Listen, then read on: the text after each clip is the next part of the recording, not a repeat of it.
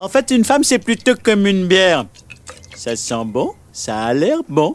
Tu piétinerais ta propre mère pour en avoir une. Je suis Mathieu Dubert, je suis le responsable de la Bière Academy. Nous sommes à l'Opéra de Marseille, à proximité du Vieux-Port, rue Beauvau.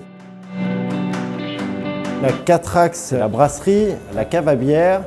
On fait brew shop, c'est-à-dire qu'on vend tout ce qui est matériel pour les brasseurs, les maltes, les houblons, les levures et du matériel pour brasser. Et on fait atelier de brassage, donc vous pouvez venir brasser votre propre bière. On fait un petit cours sur l'histoire des bières, une petite dégustation des bières de notre cave. Vous pouvez brasser votre propre bière sur une sélection de différentes recettes. Après fermentation, vous repartez avec vos 16 litres de bière embouteillée, soit 48 bouteilles de 33 centilitres. La bière, c'est un mélange de houblon, de malt et de levure. En fait, on concasse les maltes, on les fait bouillir, on ajoute le houblon, les levures et on met tout ça en fermentation. Il y a plusieurs typologies, on va avoir les blanches, les ambrées, les IPA, les triples belges. Mais c'est vrai qu'avec l'émergence de la bière artisanale, on peut tout faire. On propose à peu près une centaine de bières différentes et le stock est renouvelé en permanence. L'idée, c'est de présenter un maximum de bières au public et de les amener à découvrir et les emmener sur des bières de plus en plus complexes. On va avoir des bières qui peuvent aller par exemple jusqu'à 22 degrés sur des bières brunes, qui sont des bières un petit peu inédites.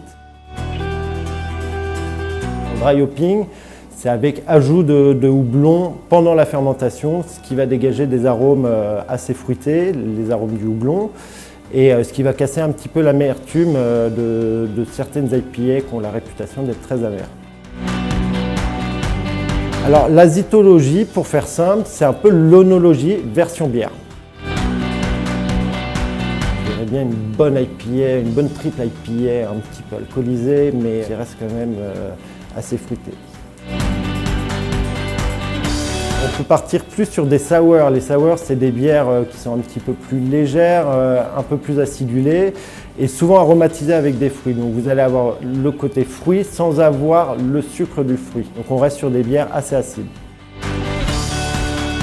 Mais évidemment que la bière désaltère, c'est la boisson la plus rafraîchissante et la plus désaltérante. Les bières sans alcool, ça n'existe pas vraiment. Il y a toujours un faible taux d'alcool, en dessous de 1 degré généralement. Mais pourquoi pas, parce que tout le monde a le droit de boire de la bière.